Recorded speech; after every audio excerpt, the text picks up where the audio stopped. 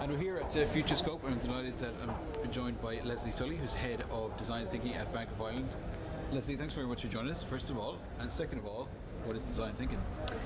You're very welcome. Thank you, Keelan. So design thinking, in simple terms, is a human-centered approach to problem solving. Traditional business starts with the business focus. Instead, design thinking says start with the customer or the end user. That's where you start, and you design and you problem solve from there. So is it basically going against everything that design has been for before, which has been either aesthetics or technology or to fit something in, rather than just going after the human element, which is basically what do people want, how do you design it for them, and work from there? 100%. What design thinking says is let's start with the customer need. It's not what they want, what do they really need?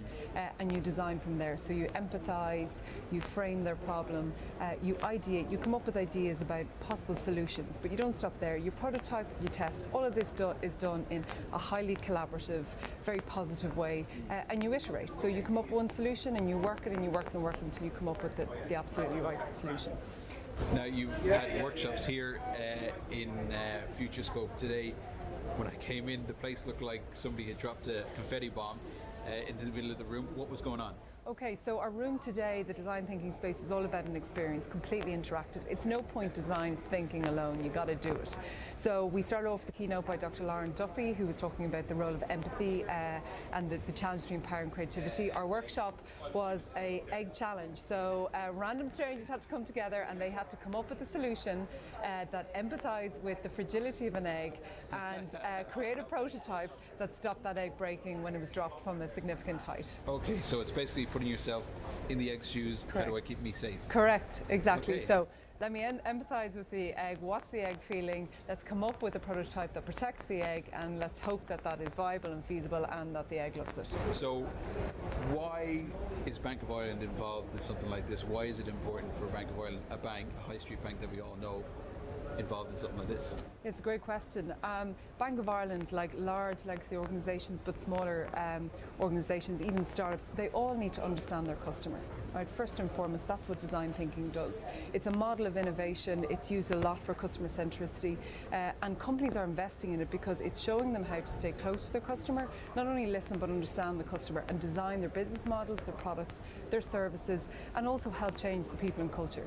So how does a bank itself use design thinking? Because when somebody is in business or something like that, perhaps they've got a physical product like you were mentioning about protecting the eggs, there's no immediate physical product with a bank. You deal with money, so where does the design thinking come in for that? Okay, so where it comes in is, yes, we create services and we have products, but we have a lot of customers and we need to understand their needs. Design thinking helps us sit with the customers, really understand what they need in their life, and then how can we provide products and services for those needs. It fundamentally makes us understand where they're coming from and what they actually need from us. So that's how we're using it. We do masterclasses and workshops.